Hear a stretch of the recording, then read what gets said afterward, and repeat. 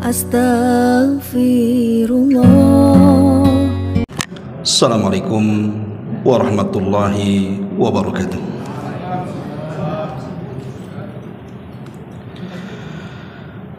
Bihamdillahi wassalatu wassalamu ala rasulillah wa ala alihi wa sahbihi wa mawalah wa la hawla wa la quwwata illa billahi wa ba'du. Alhamdulillah, di malam hari ini kembali kita bisa duduk di Masjid Muhajirin dan senantiasa terus mendoakan kebaikan kepada yang membangunnya dan yang memakmurkannya. Kemudian juga salawat dan juga salam demi keberkahan majelis di malam hari ini kita hadiahkan kepada Rasul kita Nabi besar Muhammad sallallahu alaihi wa ala alihi wasallam. Pembahasan di malam hari ini kita akan membahas tentang 4 doa Nabi, di mana di 4 doa yang diajarkan Rasul kepada kita ini terkandung kebahagiaan dunia kita dan akhirat kita. Kita tahu bahwa doa adalah silahul mukmin, senjata bagi orang-orang yang beriman. Sesuatu hal yang mungkin mustahil bagi kita, tapi bagi Allah subhanahu wa ta'ala menjadi mungkin semuanya. Ini karena doa-doa kita. Contoh sederhana saja, ketika Umar bin Khattab radhiyallahu an di puncak suksesi kepemimpinannya, menjadi khalifah yang mendapatkan gelar pertama Amirul Mukminin, Persia jatuh ke tangan kaum muslimin dan sebagian Romawi tunduk kepada kaum muslimin. Tidak ada musuh-musuh dari luar yang berani menyerang kota Madinah, saking kuatnya tentara kaum muslimin di zaman itu. Tapi ada satu doa oleh Umar bin Khattab radhiyallahu anhu selalu dipanjatkan di dalam setiap salatnya, di mana Umar bin Khattab meminta kepada Allah subhanahu wa ta'ala dalam doanya agar dia diwafatkan dalam kondisi mati syahid. Dan yang kedua, meminta mati syahidnya di tempat hijrahnya Nabi sallallahu alaihi wasallam. Maksudnya mati syahid di kota Madinah. Secara logika mustahil. Siapa yang berani menyerang Madinah, kemudian Umar berperang dalam kota Madinah, sementara Persia sudah jatuh ke tangan kaum muslimin dan sebagian besar Romawi pun sudah tunduk. Tidak ada musuh-musuh luar mau menyerang Madinah. Bagaimana mungkin kemudian Umar bin Khattab meminta agar dia diwafatkan syahid di tempat hijrahnya Nabi? Mungkin bagi kita mustahil, tapi bagi Allah subhanahu wa ta'ala tidak ada yang mustahil. Allah bisa kabulkan itu. Satu hari seorang sahabat namanya Mughirah bin Syu'bah, orang yang sangat dekat dengan Rasul di masa Rasul hidup, dia memulai pekerjaan hidupnya dengan membuka pandai besi, membuat senjata-senjata perang. Tetapi dia tidak punya pekerja yang handal untuk membuat itu. Akhirnya mencari orang dari Persia.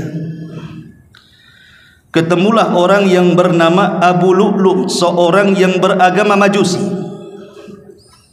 Dibawalah oleh Mughirah ke Madinah. Namun undang-undang di kota Madinah tidak boleh memasukkan orang kafir ke dalam kota. Tapi karena Mughirah bin Syu'bah seorang sahabat yang dimuliakan Rasul di zamannya juga, Umar kenal keutamaannya. Sehingga karena permintaan Mughirah untuk satu kali ini saja, dia mengambil satu ahli untuk membuat senjata-senjata. Kalau sudah diajarkan baru dipulangkan.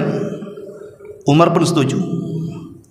Maka dipekerjakanlah seorang yang bernama Abu Lu'lu yang beragama Majusi itu. Rupanya Abu Lu'lu ini menaruh dendam kepada Umar bin Khattab karena keluarganya dibantai oleh kaum muslimin di Persia dalam peperangan.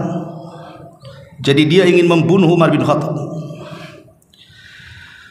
Ketika Umar bin Khattab radhiyallahu anhu lewat di tempat pandai besinya Mughirah bin Syu'bah, maka dia pun berkenalan dengan Abu Lu'lu.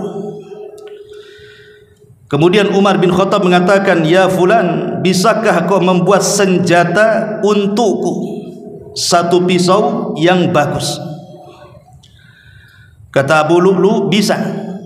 Saya akan membuatkan pisau untukmu yang pisau ini akan dibicarakan dari barat sampai ke timur."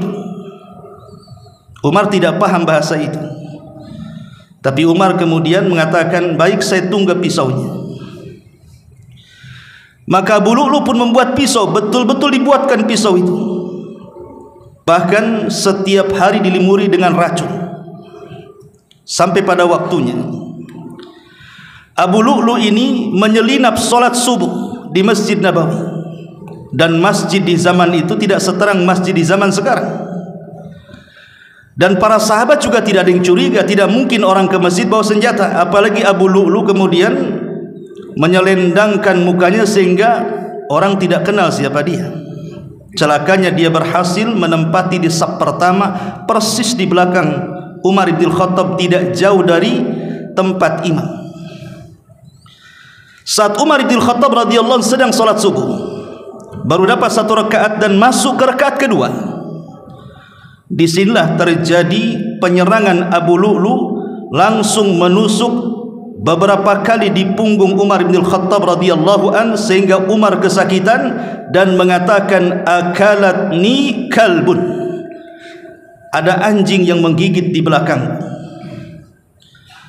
Ketika kemudian darah terus mengalir dalam kondisi gelap dalam masjid, Umar pun kemudian tumbang. Maka para sahabat berusaha untuk membunuh Abu Lu'lu ini, tapi karena di tangannya ada pisau yang beracun, sehingga dia menyabat ke sana kemari. 7 sahabat meninggal di tempat. Kemudian lari ke pintu. Abdurrahman ibn Auf baru datang masuk. Maka kemudian dihadang oleh Abdurrahman ibn Auf. Ketika Abu Lu'lu terpojok, akhirnya dia menusukkan pisaunya ke badan sendiri, bunuh diri, mati. Dalam kondisi Umar bin Khattab radhiyallahu anhu pingsan, maka para sahabat membawa Umar ke rumahnya. Beberapa tabib yang handal didatangkan, namun setiap obat yang dimasukkan selalu keluar dari bekas lukanya, sehingga tabib mengatakan, Amirul Mukminin tidak mungkin tertolong lagi, dia pasti mati. Kemudian ada seseorang yang paham dengan kebiasaan Umar bin Khattab radhiyallahu anhu. Umar itu kalau mendengar suara azan, dalam kondisi tidur pun dia langsung terjaga. Jadi kemudian adalah yang berkumandang azan di situ. Maksudnya bukan untuk sholat, untuk membangunkan Umar. Maka betul terjadi setelah ada orang azan, Umar langsung siuman. Masya Allah, orang pingsan lah ya, dengar azan siuman. Kita ini tak pingsan, tidur saja, tak bangun-bangun juga kadang-kadang. Lah ketika itu dia memanggil putranya Abdullah ibn Umar radhiyallahu anhuma. Kemudian Umar mengatakan, "Man qatalani?" Siapa yang membunuhku? Maka Ibnu Umar mengatakan, budaknya Mughirah ibn Syu'bah, maksudnya Abu Lu'lu. Ketika Umar mendengar bahwa yang membunuh dia adalah Abu Lu'lu, seorang Majusi, tiba-tiba Umar tersenyum, kemudian mengatakan, Alhamdulillah, Alhamdulillah, alladzi qatalani rajulun lam yasjud lillahi walau kana sajda. Saking bahagianya Umar mengatakan, alhamdulillah, rupanya orang yang membunuhku adalah manusia yang tidak pernah sujud kepada Allah walaupun satu kali, alias kafir. Kemudian Umar bin Khattab radhiyallahu an bertanya kepada orang-orang di sekitarnya, asallan nas, apakah manusia sudah salat? Maka orang-orang mengatakan, sudah wahai Amirul Mukminin, Abdurrahman ibn Auf menggantikan dirimu. Maka Umar bin Khattab radhiyallahu an mengatakan, bagus, la hadza fil Islam liman taraka shalah. Tidak ada bagian dari Islam bagi orang yang meninggalkan salat. Kemudian dia pun menghembuskan jiwa terakhirnya dan mati syahid. Kenapa Umar mati syahid? Karena dibunuh orang kafir. Orang yang dibunuh orang kafir itu mati syahid. Di mana Umar meninggalnya? Di Masjid Nabawi. Persis seperti doanya. Itulah doa Umar bin Khattab. Dia minta mati syahid di tempat hijrahnya Nabi. Padahal itu kan mustahil. Siapa yang mau menyerang kota Madinah? Tapi Allah buat cara lain supaya betul-betul dia mati syahid dan meninggal di tempat hijrah Nabi SAW. Berarti kita berdoa kepada Allah itu jangan menyangka Allah tidak sanggup untuk mengabulkannya. Sesuatu yang kita anggap mustahil menjadi mungkin bagi Allah Subhanahu wa ta'ala. Ma'asyiral muslimin yang dimuliakan Allah Azza wa Jalla, ini sebagai muqaddimah pembahasan kita bahwa doa adalah senjata bagi kita kaum muslimin. Tapi sayang, tidak ada yang tahu nilai sebuah doa kecuali para nabi dan orang-orang yang mengikuti mereka dengan baik. Sekalipun Al-Quran dan Sunnah sudah menjelaskan tentang keistimewaan doa, masih banyak orang-orang yang malas untuk berdoa. Buktinya setiap ada masalah, banyak di antara kita yang jarang mengeluh kepada Allah Azza wa Jalla, bangun di sepertiga malam tahajud kemudian menengadahkan tangan ke langit meminta ya Rabb ya Rabb. Tapi kebanyakan kalau ada masalah justru mengadu kepada makhluk, mengadu kepada manusia, bukan mengadu kepada Allah terlebih dahulu. Di sini ma'asyiral muslimin wal muslimat rahimakumullah, ada 4 doa rahasia di balik kebahagiaan dunia dan akhirat. Kita tahu bahwa kunci kebahagiaan itu dicari semua orang. Anak kecil ingin bahagia, orang remaja ingin bahagia, orang dewasa ingin bahagia, kakek nenek ingin bahagia, laki-laki perempuan, mukmin kafir, yang hitam yang putih, semua ingin bahagia. Saya kira tidak mau orang yang menginginkan hidup sengsara susah itu, tidak mau. Semua pasti ingin bahagia. Tapi terkadang ada orang yang salah ketika mencari kebahagiaan. Lah di sini Nabi SAW memberikan salah satu kuncinya. Ya, banyak kunci mendapatkan kebahagiaan itu, tapi saya menyebutkan yang paling afdal, yang paling manjur tentang 4 kunci kebahagiaan dari 4 doa yang diajarkan Nabi SAW. Yang pertama, sebuah hadis dari Shaddad ibn Ausin radhiyallahu anhu. Anin Nabi sallallahu alaihi wasallam qala, sayyidul istighfari an yaqula al-'abdu Allahumma anta rabbi la ilaha illa anta khalaqtani wa ana 'abduk wa ana 'ala ahdik wa wa'dika mastata' a'udzu bika min syarri ma sana' abu'u laka bi ni'matika 'alayya wa abu'u bi dzambi faghfirli fa innahu la yaghfiru dzunuba illa anta. Kata Nabi sallallahu alaihi wasallam dari sahabat Shaddad ibn Aus radhiyallahu an, dari Nabi sallallahu alaihi wasallam, Rasul bersabda, sesungguhnya istighfar yang paling baik, maksudnya lafaz istighfar yang paling baik adalah penghulunya istighfar. Apa lafadznya? Allahumma anta rabbi, ya Allah, Engkau adalah Rabbku. La ilaha illa anta, tidak ada sesembahan yang berhak disembah kecuali Engkau. Khalaqtani wa ana abduk.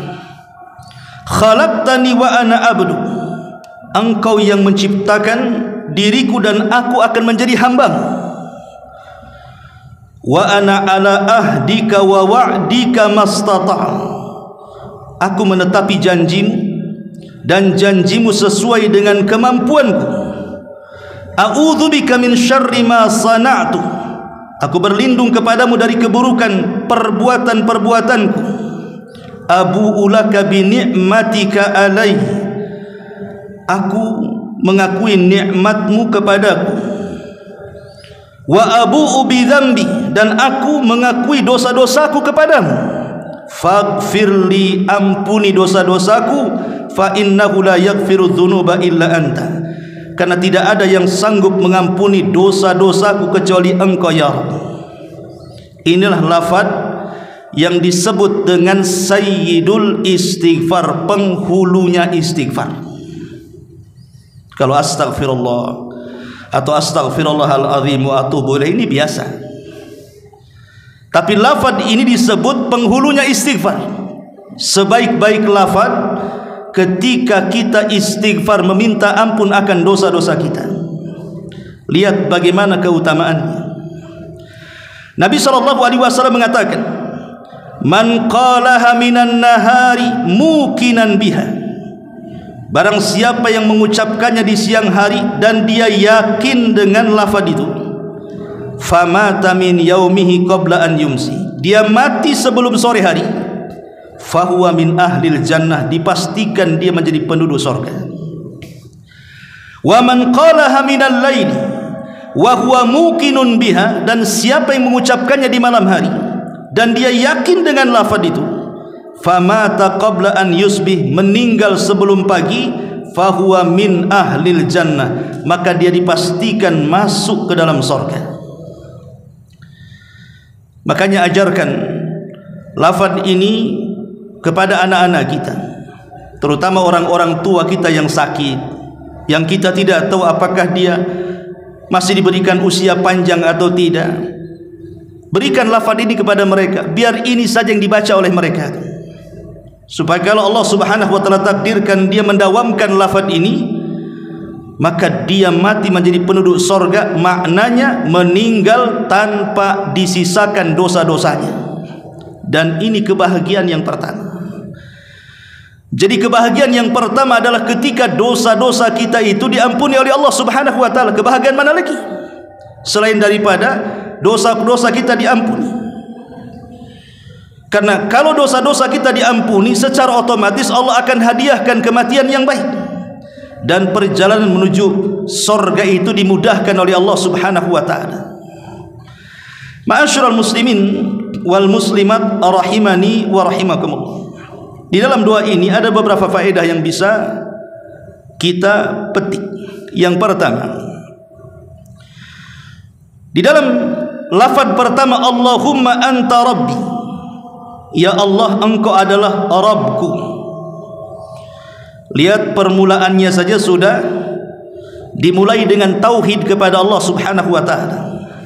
Dan tauhid itu tujuan kita, tujuan hidup saya, tujuan hidup Anda, tujuan hidup manusia semuanya adalah mentauhidkan Allah.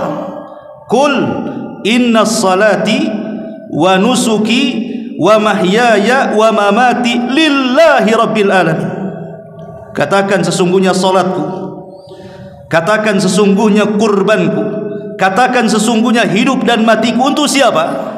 Lillah, semuanya untuk Allah Subhanahu wa taala. Itulah tauhid. Makanya kenapa kemudian lafaz ini disebut sayyidul istighfar? Karena dimulakan dengan tauhid. Sesuatu yang dimuliakan dengan tauhid pasti akan dimuliakan oleh Allah Subhanahu wa taala. Contoh saja, kenapa surah Al-Fatihah itu menjadi induknya Al-Quran, di mana seluruh isi Quran itu terangkum dalam surah Al-Fatihah. Makanya kalau orang sholat baca Fatihah saja itu sudah cukup. walaupun tidak baca surat sah solatnya. Tapi kalau orang baca surat walaupun 30 juz tapi dia tidak membaca Fatihah, tidak sah solatnya.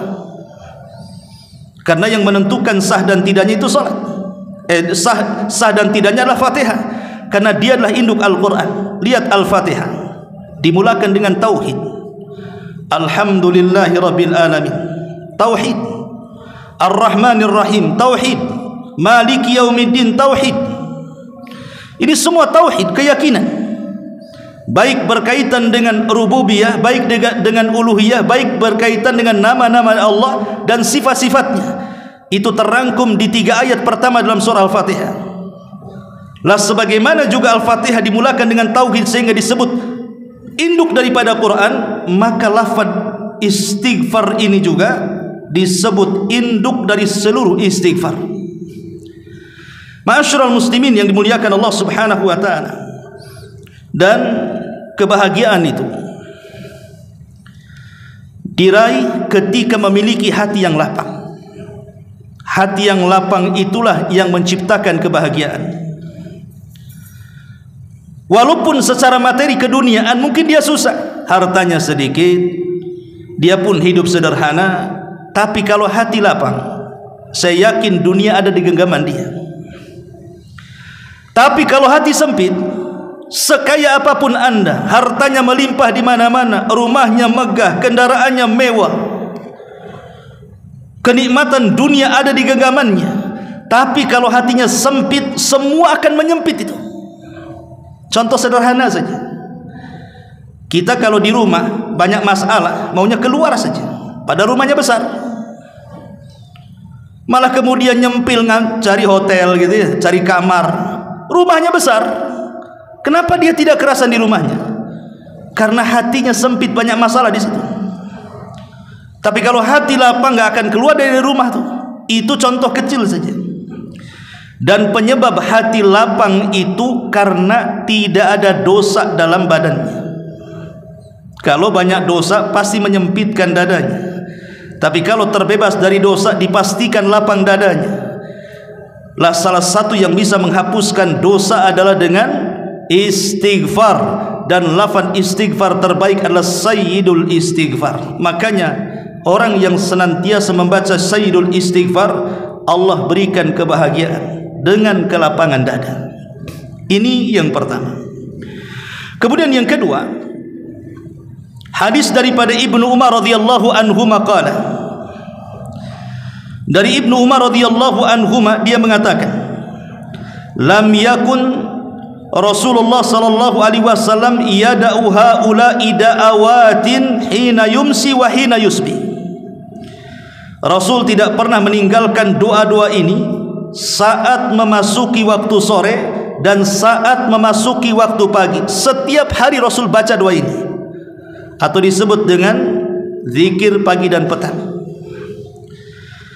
Apa doanya yang diajarkan Rasul yang setiap hari Rasul baca pagi dan sore hari? Allahumma inni as'alukal afiyata fid dunya wal akhirah. Allahumma inni as'alukal afwa wal afiyata fid dini wad dunya wa ahli wa mali. Allahumma astur awrati wa amin rawati. Allahumma hfadni min baini yadayya wa min khalfi wa an yamini wa an shimali wa min fawqi wa a'udzu bi azamatika an aghtal min tahti. Kata Nabi SAW dalam doanya, ya Allah, aku memohon kepadamu keselamatan dunia dan akhirat. Ya Allah, aku memohon kepadamu ampunan dan keselamatan dalam agamaku, dalam duniaku, dalam keluargaku, dalam hartaku. Ya Allah, tutupilah auratku, berilah rasa aman terhadap ketakutanku. Ya Allah, janganlah aku diberikan kejahatan di depanku, di belakangku, dari kananku, dari kiriku, dari atasku. Dan aku berlindung juga dengan keagunganmu agar jangan dibinasakan secara tiba-tiba dari bawahku. Lihat secara arti saja sudah luar biasa doa ini. membawa kebahagiaan dunia akhirat. Di sini Rasul sallallahu alaihi wasallam menyebutkan beberapa masalah di sini. Pertama, meminta kepada Allah Subhanahu wa taala al-afiyata fid dunya wal akhirah, keselamatan dunia dan keselamatan akhirat. Siapa yang tidak ingin selamat dunia? Siapa yang tidak ingin selamat di akhirat? Semua ingin selamat. Selamat dari penyakit, selamat dari kefakiran, selamat dari masalah. Semua ingin selamat di dunia ini. Apalagi setelah kematian, selamat dari adab kubur, selamat di padang mahsyar, selamat dari api neraka. Siapa yang tidak ingin keselamatan?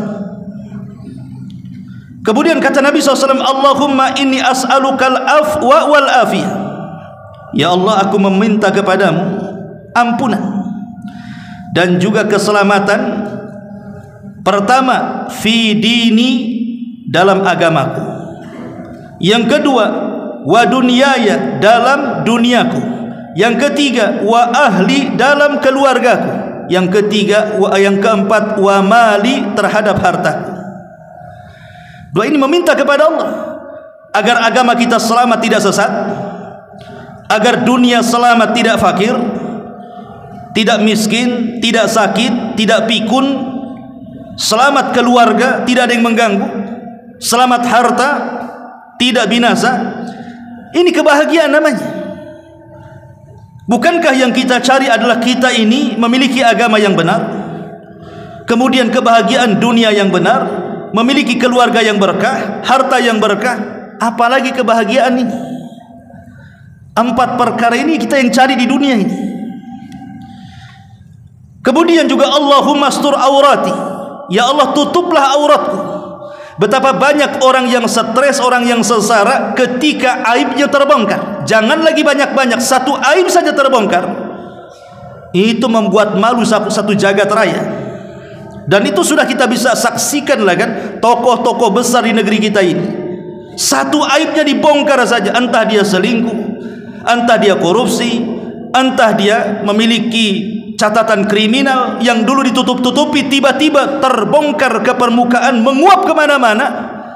Hanya satu aib dibongkar, malunya luar biasa itu. Macam mana kalau semua aib dibongkar, satu saja sudah merontokkan dia. Di sini Allah mengajarkan, Rasul mengajarkan doa, Allahumma astur aurati, ya Allah tutupi aibku. Dan menutup aib itu, alhamdulillah kita bersyukur kepada Allah Azza wa Jalla. Kita ini punya Tuhan, punya Rabb, yang salah satu namanya adalah As-Sittir. Allah itu zat yang maha menutup aib. Padahal kita ini setiap hari melakukan dosa, malam hari kita berdosa, tapi Allah masih tutup aib kita di siang hari. Di siang hari kita berdosa, Allah masih tutup aib kita di malam hari. Tetapi ada orang-orang yang tidak memiliki rasa malu. Allah sudah tutup aibnya, dia bongkar sendiri aibnya. Makanya Nabi SAW mengatakan, nanti pada hari kiamat ada orang-orang yang datang kepada Allah membawa pahala sebesar gunung Tihamah. Besar gunung Tihamah, gunung terbesar kedua setelah Uhud, gunung Tihamah itu. Tapi ketika menghadap Allah, tiba-tiba pahala sebesar gunung itu dihancur leburkan oleh Allah tanpa sisa, dan Allah tidak menerimanya. Ketika orang ini mengatakan, ya Rabb, salah apa aku? Kenapa pahala ini kau hancurkan? Maka Allah Subhanahu wa taala memberitahu, sebagaimana sabda Nabi sallallahu alaihi wasallam, "Idza khalau bimaharimillahi intahakuha." Karena dia ketika bersendirian antara dia dengan Allah, di hadapannya ada kemaksiatan, dia langgar kemaksiatan itu, seolah-olah dia tidak tahu Allah tahu, seolah-olah dia tidak tahu Allah melihat, seolah-olah dia tidak tahu Allah mendengar. Salah. Allah melihat, Allah mendengar, Allah maha mengetahui. Allah sudah tahu kunci kita, dan kapanpun Allah mengungkap aib kita, bisa mudah bagi Allah Subhanahu wa ta'ala. Makanya kita meminta kepada Allah agar ditutupi aib-aib kita. Dan ini sebuah kebahagiaan masih ditutupi aib kita. Kemudian Allahumma hfadhni min baini yadai wa min khalfi wa an yamini wa an shimali wa min fawqi. Ya Allah, jaga aku dari keburukan yang datang dari depan, yang datang dari belakang, yang datang dari sisi kanan dan kiri, yang datang dari atas. Kita tahu bahwa keburukan dalam badan kita ini ada dua macam. Ada keburukan dari luar, ada keburukan dari dalam. Keburukan ini disebutkan di dalam Al-Quran dalam dua surat. Pertama suratul Falaq, dan ini keburukan yang mengancam di luar badan kita. Yang kedua suratul Nas, dan itu keburukan yang mengancam di dalam badan kita sendiri. Adapun suratul Falaq, Allah mengatakan min syarri ma khalaq, keburukan yang datang yang Allah ciptakan. Bukankah tidak semua ciptaan Allah itu baik? Ada juga ciptaan Allah yang tidak baik. Pepohonan, ada yang bisa dimakan buahnya, ada yang tidak dimakan, mungkin beracun. Ikan-ikanan, ada yang bisa dimakan, ada yang tidak bisa karena beracun. Jadi makhluk Allah itu tidak semua baik, ada juga yang tidak baik, bahkan bisa membunuh. Makanya kita berlindung dari makhluk yang Allah ciptakan. Begitu juga manusia. Kita kenal di depan kita ini orangnya baik, di depan kita, rupanya di belakang kita dia pula menusuk kita. Nampaklah dia itu muamalahnya luar biasa dengan kita, rupanya dia pula musuh bebuyutan kita. Kita tidak tahu. Namanya manusia itu makhluk, ada yang baik, ada yang tidak baik. Kita meminta kepada Allah dari keburukan makhluk ini. Min syarri ma khalaq wa min syarri ghasikin idza waqab, dan dari malam apabila menutupi dan menjadi gelap. Malam adalah sebuah keburukan bagi kita. Makanya kita dilarang untuk banyak keluar di malam hari kecuali karena ada sebuah hajat. Karena malam ini kekuatan setan meningkat. Lihat, semua maksiat itu ada di malam hari. Tukang sihir ngirim sihir di malam hari. Orang hasad mengirim penyakit ain di malam hari. Diskotik, lokalisasi, tempat judi, tempat mabok, pelacuran, semua ada di malam hari. Terkadang kita ini keluar di malam hari, sebenarnya tidak ada niat jahat, tetapi karena setan menguat di malam hari, muncullah kemudian niat-niat jahat itu. Kita berlindung dari kegelapan malam, karena di belakang gelap itu ada setan yang berusaha untuk mencelakakan kita.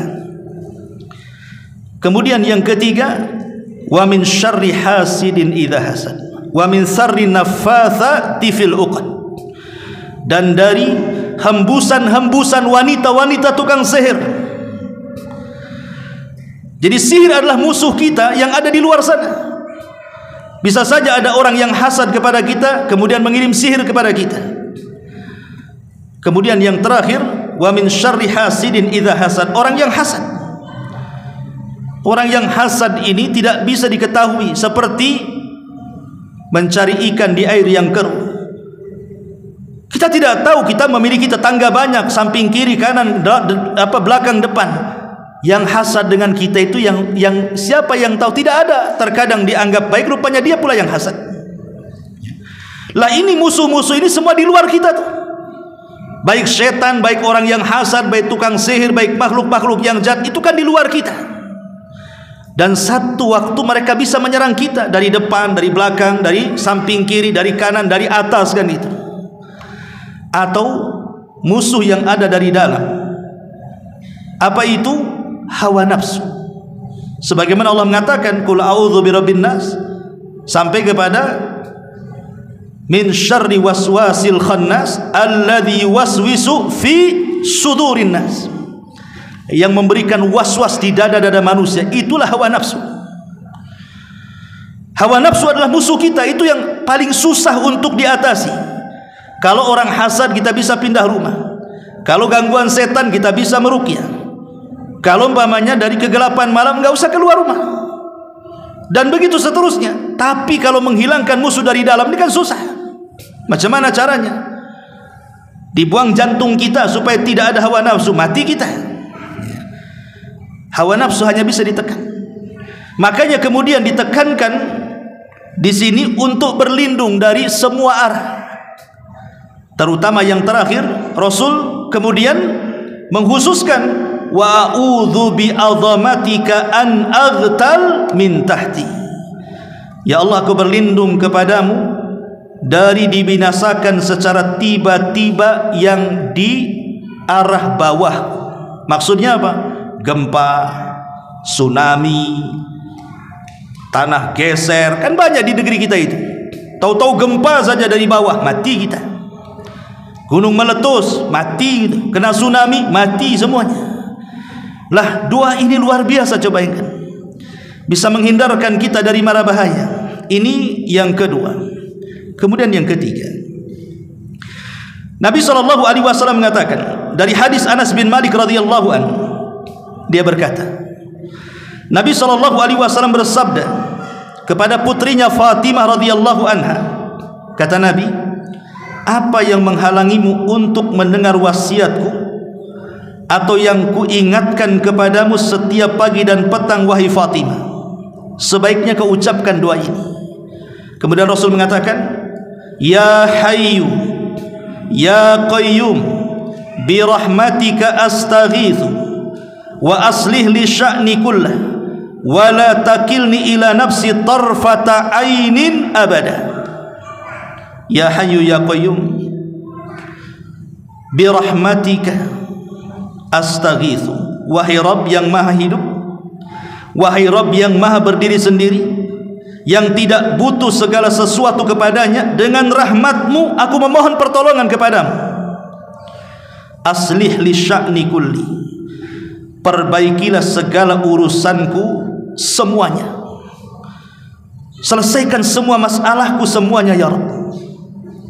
Wala takilni ila nafsi tarfata ainin abada, dan janganlah engkau menghilang dari diriku walaupun sekejap mata selamanya.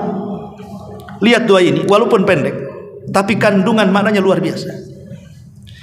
Siapa di antara kita yang tidak ada masalah? Mustahil. Orang yang tidak ada masalah itu hanya ada di sinetron saja. Tapi dalam kehidupan nyata setiap manusia punya masalah. Masalah kesehatan, mulai juga dia sakit parah, meringkuk di ranjang bertahun-tahun, duduk di kursi roda bertahun-tahun, kadang-kadang koma tidak mati-mati berbulan-bulan. Ataupun masalah ekonomi, dulu memang dia jaya, akhirnya terpuruk burung tikar, sudah tidak gagah lagi, tidak bisa sombong lagi. Pangkat dan jabatan, atau mungkin masalah keluarga, masalah dengan anak, orang tua dengan anak, anak dengan orang tua, istri dengan pasangan, suami dengan pasangan, seseorang dengan tetangga. Masalah itu macam-macam, mau ekonomi, kesehatan, umur, dan begitu seterusnya. Tidak ada satu manusia yang lepas dari masalah selama kita ini hidup di dunia. Selama kita hidup di dunia pasti ada masalah. Terkadang sifat masalah itu satu belum kelar, datang masalah yang lain. Terkadang bertumpuk-tumpuk tuh masalah ini, sehingga ada orang yang akhirnya seperti benang kusut, tidak tahu mau narik dari mana. Itulah terkadang sifat masalah seperti itu. Tetapi orang yang beriman harus yakin, yang namanya masalah itu datang dari Allah Subhanahu wa ta'ala, dan Allah juga zat yang akan mengurai masalah.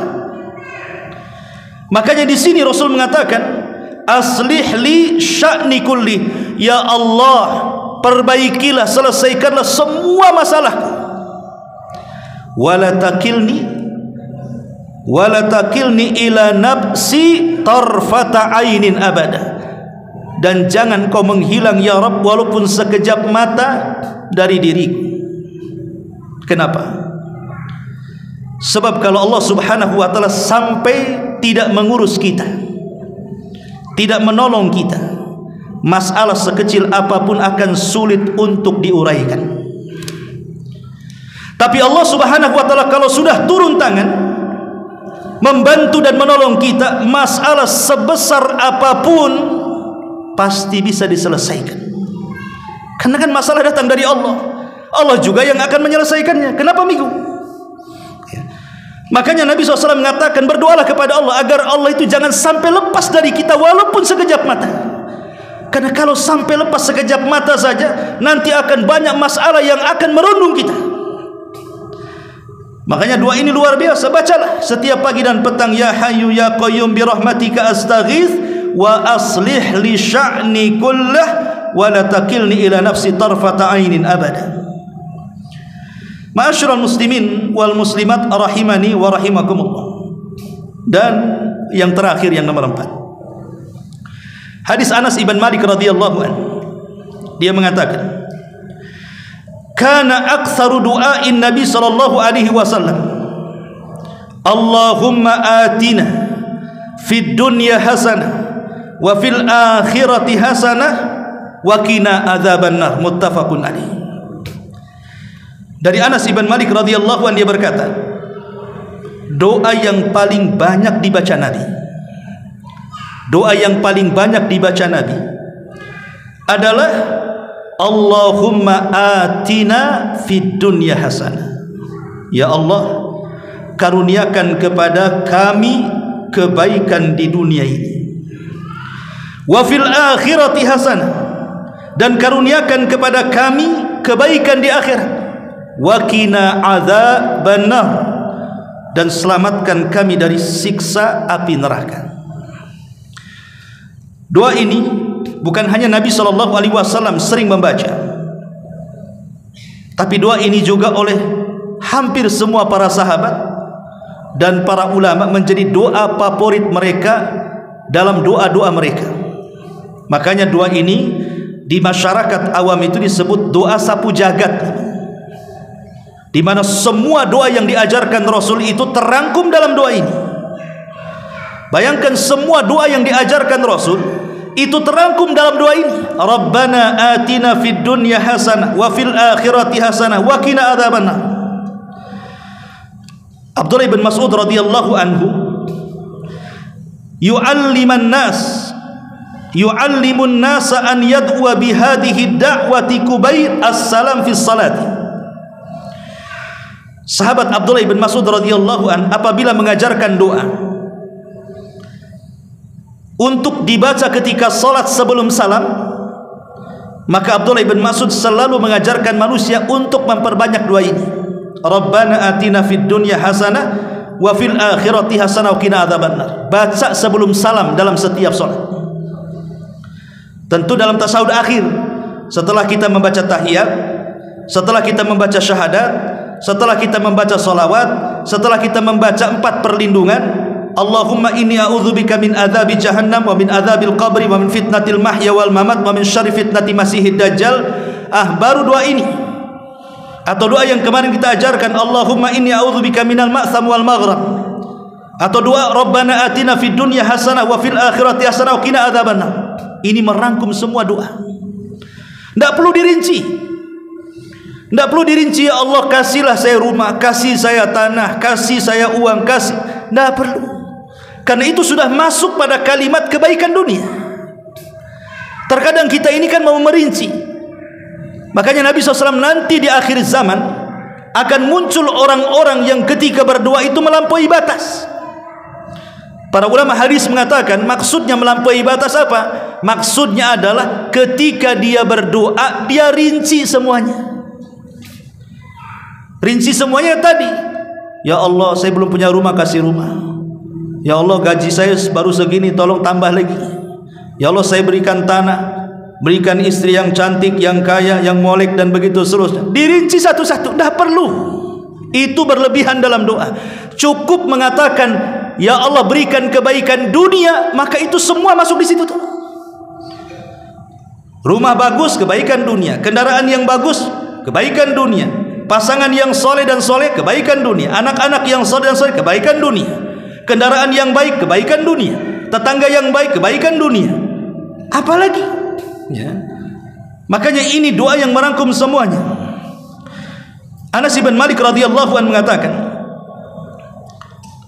jadi Anas ibn Malik radhiyallahu anhu satu hari berdialog, kemudian ditanya, ya Anas, engkau kan menemani Rasul 10 tahun. Karena Anas bin Malik itu kan pembantu Nabi selama 10 tahun. dari usia 10 tahun sampai usia 20 tahun sampai Rasul meninggal. Anas ibn Malik menjadi pembantu Nabi SAW.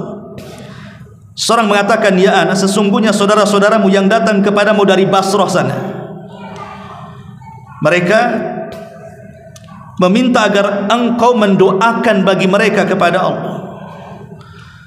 Maka kemudian Anas ibn Malik radhiyallahu anhu mengatakan, baik, saya akan doakan mereka. Apa doanya Anas ibn Malik? Allahumma ighfir lana warhamna wa atina fid dunya hasanah wa fil akhirati hasanah wa qina adzabannar. Kata Anas bin Malik, ya Allah, ampuni kami dan mereka, rahmati kami dan mereka, berikan kepada kami kebaikan dunia dan mereka, berikan kepada kami kebaikan akhirat dan mereka, dan jauhkan kami dan mereka dari azab yang sangat pedih. Lihat para sahabat ketika meminta agar didoakan, doa seperti ini.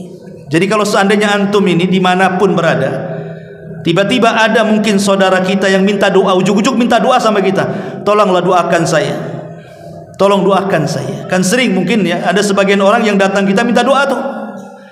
Maka bacalah doa Anas bin Malik. Semoga Allah berikan kebaikan di dunia untukmu, semoga Allah berikan kebaikan akhirat untukmu, semoga engkau dijauhkan dari api neraka. Itu doa yang paling baik. Ajarkan seperti itu. Kalau tidak bisa bahasa Arabnya, pakai Indonesianya kan gitu. Sama saja, Allah Maha tahu. Tapi kalau diajarkan bahasa Arabnya, saya kira semua tahulah kalau doa sapu jagat ini. Sampai ada lagunya pula doa ini.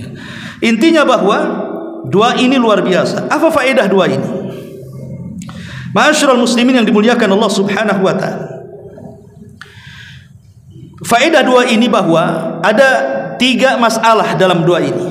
Pertama, minta kebaikan dunia, dan ini di dunia. Yang kedua, minta kebaikan akhirat, artinya setelah kematian. Dan yang ketiga, minta supaya dijauhkan dari azab neraka, artinya setelah kematian. Berarti di sini 1/3 minta dunia, 2/3 minta akhirat. Karena yang satu dunia, yang 2 akhirat. Berarti kalau kita berdoa kepada Allah Subhanahu wa taala, jangan melulu dunia saja. Cukuplah 1/3 doa kita dunia, 2/3 itu akhirat. Karena tujuan kita ini jangan dikalahkan dengan dunia. Dunia ini akan meninggalkan kita atau kita meninggalkan dunia. Dunia ini tidak fana, tapi akhirat itu yang fana. Terkadang kita ini mengejar satu tetes yang ada di ujung jarum, sementara lautan yang tak bertepi kita tinggalkan. Ketika Nabi SAW mengatakan, kalau seandainya satu dunia manusia berkumpul di satu lapangan, mulai dari yang awal, maksudnya dari Adam, sampai yang terakhir mendapatkan trompet sangkakala Israfil, dibangkitkan semuanya. Berapa itu jumlahnya tuh? Dikumpulkan di satu lapangan, kata Nabi. Ditambah dengan seluruh jinnya, mulai dari jin yang pertama sampai jin yang terakhir. Satu lapangan dengan seluruh manusia. Kemudian mereka meminta kepada Allah sesuai dengan permintaan mereka masing-masing. Maka Allah sanggup memberikan permintaan mereka seperti jarum yang dicelupkan ke lautan, kemudian diangkat. Lihat di ujung jarum itu, itulah tetesannya. Hanya satu tetes itulah cukup untuk memberikan semua permintaan manusia dan jinnya. Sementara kekayaan Allah itu seluas lautan tak bertepi. Makanya saya katakan, manusia ini aneh, mengejar yang satu tetes tapi meninggalkan lautan yang tak bertepi. Di mana akal kita? Ma'asyiral muslimin yang dimuliakan Allah Subhanahu wa taala. Maka doa ini luar biasa. Makanya kalau kita rangkum dari semuanya, ada 4 poin kunci kebahagiaan dalam 4 doa ini. Dalam doa pertama bicara soal pengampunan dosa. Pada doa yang kedua, keselamatan dunia, agama, harta dan keluarga. Pada doa yang ketiga, kebaikan yang menyeluruh dalam setiap perkara, karena Allah ikut campur tangan menyelesaikan di dalamnya. Dan yang terakhir, mendapatkan kebahagiaan dunia dan kebahagiaan akhirat, dan kita tidak akan dimasukkan ke dalam neraka. Faman zuhziha anin nar wa udkhilal jannah faqad faz. Siapapun yang dikeluarkan dari api neraka dan dimasukkan ke dalam sorga, itulah kesuksesan yang sebenarnya. Inilah di antara 4 doa rahasia kebahagiaan dunia kita dan akhirat kita. Wallahu a'lam bishawab. Mudah-mudahan manfaatnya. Subhanaka wa bihamdika asyhadu an la ilaha illa anta astaghfiruka wa atubu ilaik. Allahu taala alam. Assalamualaikum warahmatullahi wabarakatuh.